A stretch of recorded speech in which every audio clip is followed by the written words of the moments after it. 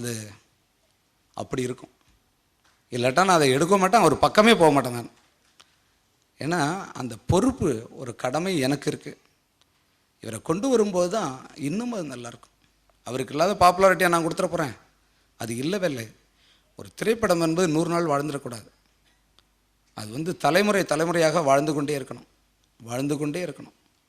அப்போது தான் அது ஒரு கலை, ஒரு சிற்பம் மாதிரி, கல்வெட்டு மாதிரி.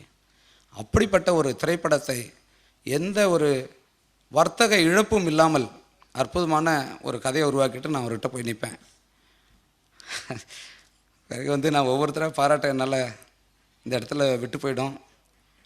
அது தயாரிப்பாளர் ஒன்றுமே தெரியாமல் உட்காந்துட்ருக்கார் பாருங்க.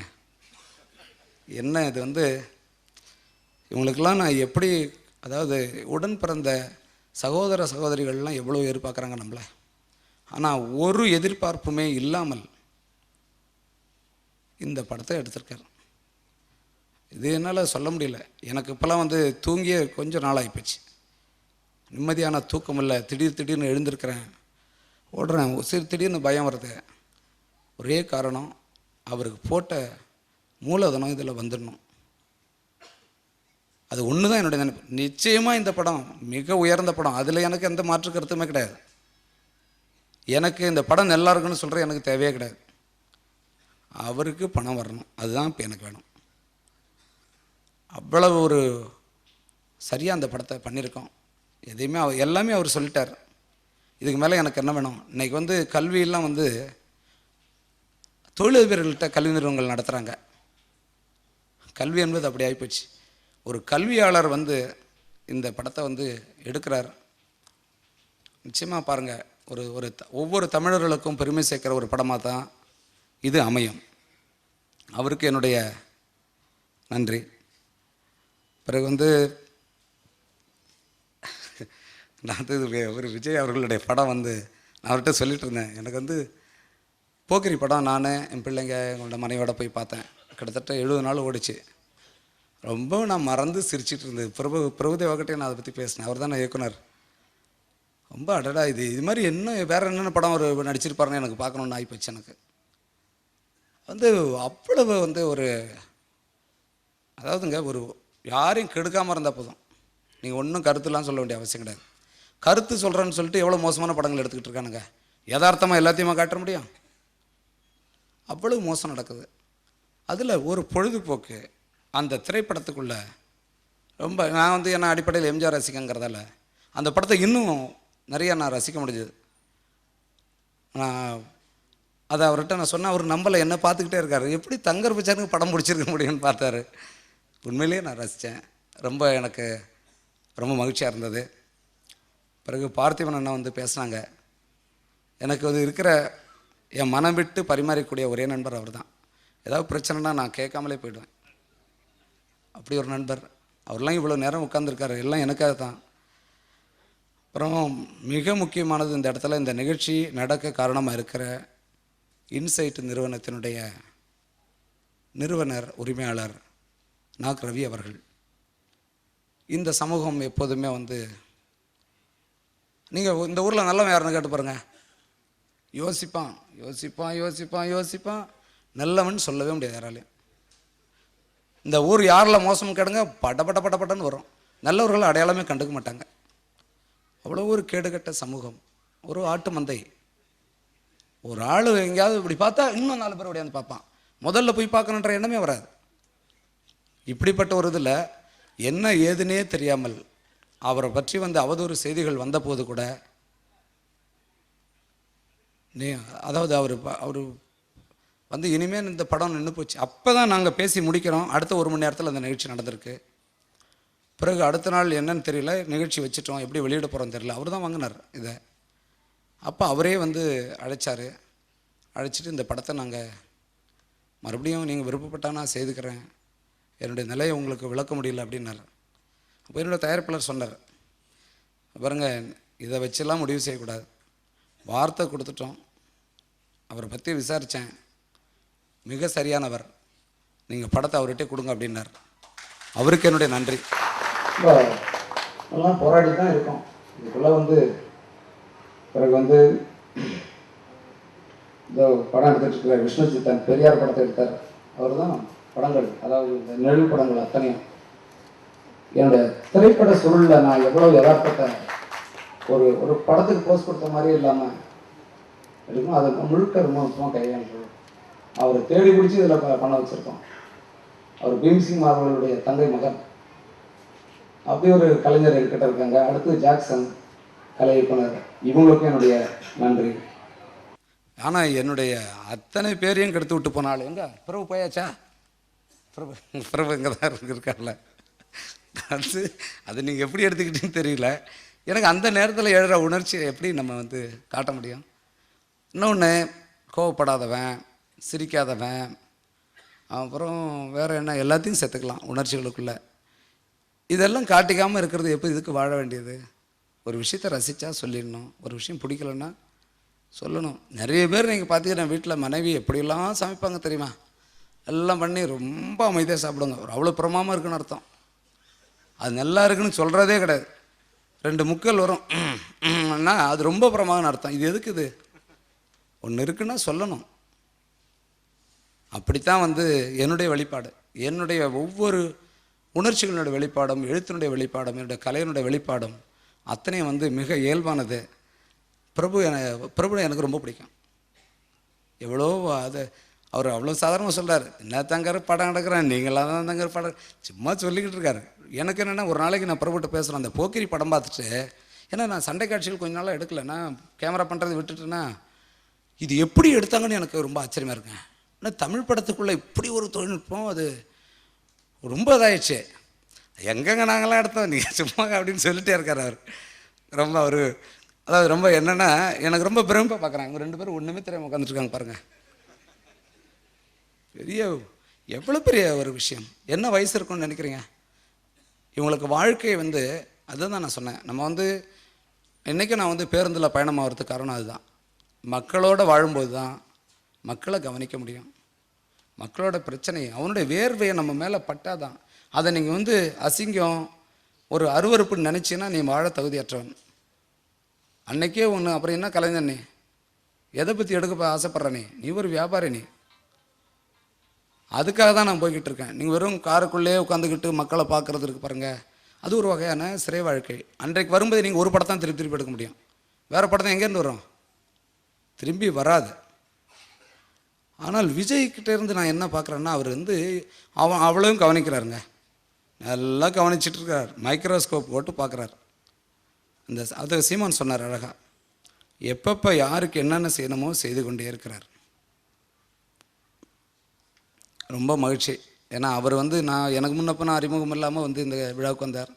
மீதி எல்லாருக்கிட்டையும் எனக்கு உரிமை இருக்குது, சண்டை போடுற ஆள் நான். ஆனால் அவர்கிட்ட நான் எப்படி இது பண்ண முடியும்? எனக்காக வந்தார், ரொம்ப மகிழ்ச்சி.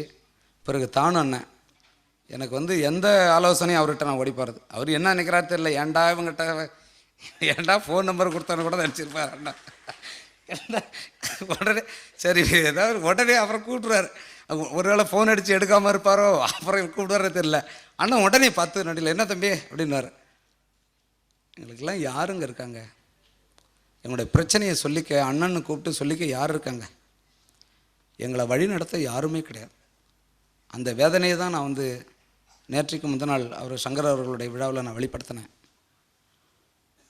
மிக பரிதாபமான நிலை தயாரிப்பாளர்களுடைய நிலை.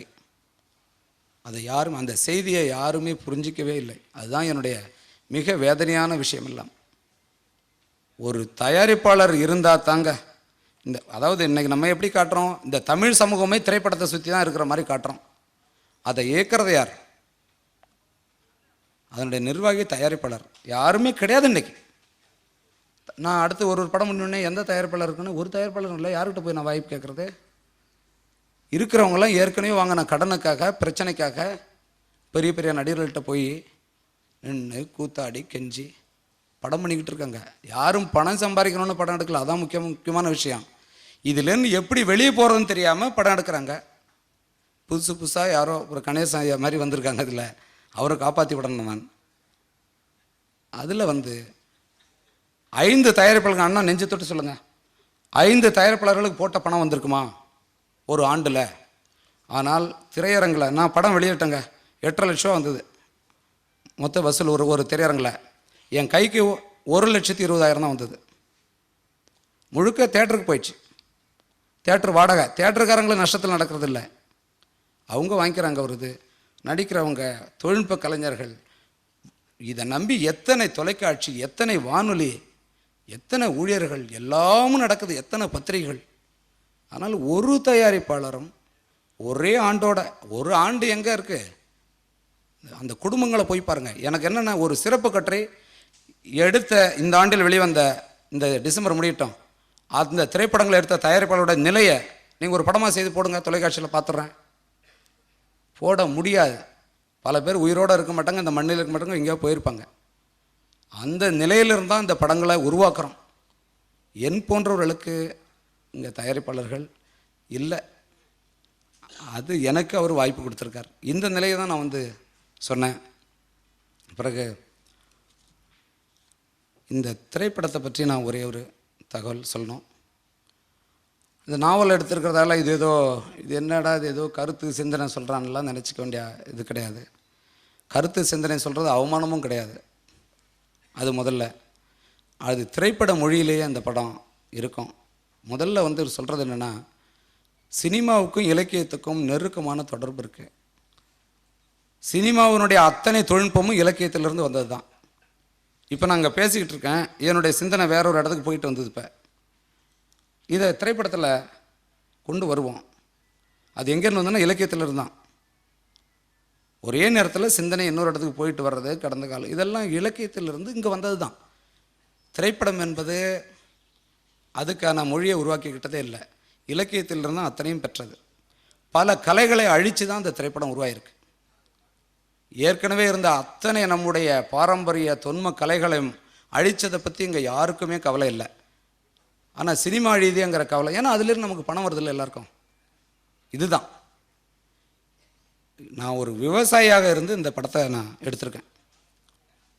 ஒரு விவசாயியாக இருந்து இதில் வந்து நீங்கள் வசனத்தில் நான் புரிய வைக்கிறத விடவும், வசனங்கள் நிரப்பப்படாத காட்சிகளில் தான் ஆழ்ந்த அர்த்தங்கள் இருக்குது. இதில் 2 மணி நேரம் 31 நிமிடம் தான் படம் ஓடுது. இந்த 300 பக்கங்கள் கொண்ட இந்த நாவலை 2 மணி நேரம் 31 நிமிடத்தில் கொண்டு வர்றது மிக ஒரு கஷ்டமான ஒரு விஷயம். ஒன்று மட்டும்தான் இந்த படத்தில் எனக்கு சாத்தியமாக இருக்குது. இறுதியாக அந்த மாதவர் படையாட்சி ஊருக்கு திரும்பி வந்த பிறகு சிகாமணி அம்மாவுக்கும் அவருக்கும் நடக்கிற உரையாடல் நாவலில் 16 பக்கங்கள் இருக்கும். அந்த 16 பக்கமும் இந்த திரைப்படத்தில் இருக்கிற ஒரே காட்சியில். அநேகமாக இவ்வளோ நீளமான காட்சி அந்த திரைப்படத்தில் இருந்திருக்காது. ஒரே காட்சி, ரீல் மாதிரி ரீல் ஓடிக்கிட்டே இருக்கும். ஆனால் பார்வையாளனுக்கு கண்ணெல்லாம் மறைச்சிடும். எத்தனை முறை தொடச்சிட்டு இந்த படத்தை பார்க்க போகிறான்னு தெரியல. அந்த கதையே அங்கே தான் தொடங்குறேன். கடைசி ரீலில் தான் படமே தொடங்குது. ஒரு சுழற்சியான ஒரு தொழில்நுட்பம் அந்த படம். இதில் இருந்த, அதாவது இந்தியா டுடேவில் வெங்கட் சாமிநாதன் ஒரு திறனாய்வு பண்ணியிருந்தார் இந்த நாவல் வெளியான 96ஆம் ஆண்டில். அதில் ஒரு நுணுக்கமான சித்தரிப்பு கொண்ட நாவல் அப்படின்னு சொல்லி எர்னஸ்ட் ஹெமிங்வேயோட ஓல்மன் அண்ட் த சீயும் இன்னொரு நாவலையும் குறிப்பிட்டு இந்த நாவலை வந்து தொடர்ந்து எழுதியிருந்தார். இந்தியாவில் இவ்வளவு நுணுக்கமான சித்தரிப்போட நாவல் இது வரைக்கும் வெளிவரல அப்படின்னு. ஆனால் அந்த நாவலை செஞ்சதே நான் சினிமாவில் செஞ்சால் குறைந்தது எனக்கு ஒரு 12 மணி நேரம் தேவைப்படும். அதனுடைய ஆன்மாவே வெட்டப்பட்டது, வேறு வழியே கிடையாது. மக்களுக்கு 2.5 மணி நேரத்தில் கதையை நான் சொல்ல வேண்டிய கட்டாயத்தில் இருக்கேன். அது அப்படி தான் என்னால் வந்து எடுக்க முடியுது. மிக என்னோடய வாழ்நாளிலே ஒரு மகிழ்ச்சி அடைஞ்ச ஒரு நாள் இந்த படத்தை நான் பார்த்தது தான். வைரமுத்தண்ணனுக்கு போட்டு காட்டினேன், பரத்வாஜனை பார்த்தாங்க, லெனின், நாங்கள் 4 பேர் தான் பார்த்தோம் அந்த படம். ஒரே ஒரு பாடல் தவிர மீதி வர்ற 5 பாடல்களையும் படமாக்கி விட்டு வந்தாச்சு. படமாக்கியாச்சு. அதை அவங்கக்கிட்ட முழு படத்தையும் காட்டிட்டு அதன் பிறகு தான் கவிஞரை பாடல் எழுத சொன்னேன். காட்சிகள்லாம் எடுத்தாச்சு. அவர் இன்றைக்கி சொன்னார் இந்த இடத்துல இது வருது இது வருதுன்னு. அப்புறம் நான் எப்போவுமே கவிஞர்களுக்கு இதெல்லாம் பாடலில் வரணும் அப்படின்னு ஒரே நடையாக எழுதி கொடுத்துருவேன். இதெல்லாம் வரணும், இந்தந்த காட்சி வருது, இந்தந்த காட்சி எடுத்திருக்கேன், இது வருது, இதுக்கு நீங்கள் எழுதுங்க. பிறகு இசையமைக்கிறதும் இதெல்லாம் வந்து பாடல் வரிக்குள்ளே வருது, இதெல்லாம் இசைகளில் வருது. அப்போ இதுக்கு தகுந்த மாதிரி இசை இங்கே போடணும் நீங்கள் அப்படிங்கிறது எல்லாத்தையும் பத்தி பத்தியாக வரையறுத்து கொடுத்துருவோம். இப்போ அவர் கிட்டத்தட்ட 20 நாளுக்கு மேலே வந்து பின்னணி இசை அமைச்சிட்ருக்கார். அவர் என்ன சொல்கிறாரு, பார்த்துட்டு ஒவ்வொரு முறையும் நின்று போகுது இசையமைக்கிறது அவருக்கு பணி. ஏன்னா அவ்வளோ உணர்ச்சி பூர்வமான ஒரு படைப்பாக இருக்குது. தவிர ஏற்கனவே வந்த இசையை இட்டு நிரப்புறதும், இங்கே வந்து இசை என்பது ஒரு இடம் விடாமல் பண்ணிட்டேன். ஏன்னா எழுந்து வெளியே ஓடிடுவான் பார்வையாளன். ஏன்னா இவங்களுக்கே நான் படைப்பு மேலே நம்பிக்கை கிடையாது. எழுந்து கொஞ்சம் இசை விட்டிங்கன்னா ஏதோ ஒரு சத்தம், அது பேர் இசை இல்லை, சவுண்டு, எழுந்து வெளியே போயிடுவான். ஆனால் இந்த படத்தில் அது இல்லை, ரொம்ப குறிப்பிட்ட இடங்களில் தான் வரும். அவ்வளவு ஒரு எனக்கு வந்து கிடைச்ச பெரிய செல்வங்கள் என்னுடைய கவிஞரும் என்னுடைய இசையமைப்பாளரும். இந்த இந்த பாடல்கள் வந்து சினிமா பாட்டு கிடையாதுங்க, இது வந்து பல பேருடைய சொத்து, இது பல பேருடைய வாழ்க்கை. நிச்சயமாக அது வந்து காலம் கடந்தும் உண்மையிலே நிலைச்சு நிற்கும், எல்லாரும் கவனிக்க வைக்கும். இவ்வளோ ஒரு சிறப்பான நிகழ்ச்சியை ஞாயிற்றுக்கிழமை எத்தனை பேர் திட்டுக்கிட்டு இருக்கீங்களோ எனக்கு தெரியாது. காலையில் படுபாவே இதை வச்சு தொலைச்சானேன்னு. ஆனால் என்னுடைய நிலைமை அப்படி. இந்த உண்மையிலே பொன்னான நேரம், தமிழில் நல்ல சொற்கள்லாம் இருக்குது. அந்த பொன்னான நேரத்தை வந்து எனக்காக ஒதுக்குனீங்க. குறிப்பாக வசந்தன்லாம் நான் வந்து ரொம்ப பிடிச்ச இயக்குனர். அவரை பல பரிமாணங்களை தொட்டுக்கிட்டே இருக்கிறார். அவரெல்லாம் என்னமோ வந்து இதில் சொல்லவும் மாட்டேங்கிறாங்க. அப்படி போன்றலாம் இழுத்து பிடிச்சி நான் சண்டை போட்டு கூப்பிட்டு வந்தேன். ஏன்னா இலக்கியம் படித்தவர், லிங்குசாமியே போயிட்டார், அவர் நாவல் படித்தவர். இப்படியாப்பட்டவரெலாம் வந்திருக்கீங்க. உங்கள் எல்லோருக்கும் நான் வந்து ரொம்ப நன்றியை தெரிவிச்சுக்கிறேன். என்னுடைய நண்பன் நாசர் எத்தனையோ படம் நடிச்சிருக்கான். இந்த படம் நடிச்சிருக்கான் பாருங்கள். நான் சொன்னேன், இது அப்பாவை கொண்டாந்து காட்டுறான் அந்த படத்தை அப்படின்னு. ஒன்றுமே சொல்ல முடியலைங்க எனக்கு பல இடம். ஏன்னா நானே கேமராமேன் வேறையா, ரொம்ப என்னால் கட்டுப்படுத்த முடியல. அப்படி ஒரு நட்பை பாருங்கள். ஒரு இடத்துல கூட பிரச்சாரம் கிடையாது, எதுவுமே இல்லாமல் ஒரு அற்புதமான ஒரு வாழ்க்கை உருவாயிருக்கு. சத்யராஜ் அண்ணன்லாம் நான் வந்து இனிமேல் எப்போ அவரோட நான் படம் செய்ய போகிறேன் எனக்கு தெரியல. ஏன்னா இதை விட ஒரு உயர்ந்த கதை இருந்தால் தான் அவரை வச்சு நம்ம செய்ய முடியும். ரொம்ப என்ன பாருங்கள், ஒரு ஒரு இந்த இந்த இது என்ன பண்ண முடியும் பாருங்கள், இந்த படத்தை பாருங்கள். அப்படியே என்னங்க தொடர்ந்து 26 நாள் காலையில் 7 மணிக்கு படப்பிடிப்பு தொடங்கிடும், 6:30க்கு தொடங்கிடும். இரவு நாங்கள் போய் படுக்க 4 மணி ஆகும். 2 மணி நேரம் 2.5 மணி நேரமே தூங்கணும். அவருக்கு அந்த சூட்சுமம் தெரியாது. இன்றைக்கு நான் சொல்கிறேன், பணம் செலவாயிடுன்னு சொல்லி நான் அப்படி படப்பிடிப்பு நடத்தலை. அவரை உறக்கம் இல்லாமல் வச்சுருந்தேன் நான் இந்த மாதவருக்காக. அது அந்த குற்றம் தான் அது. எனக்கு வேறு வழி தெரியல. அவர் உடற்பயிற்சி செய்யக்கூடாதுன்ட்டேன். அவரோட வாழ்க்கை முறையே மாற்றிட்டேன்.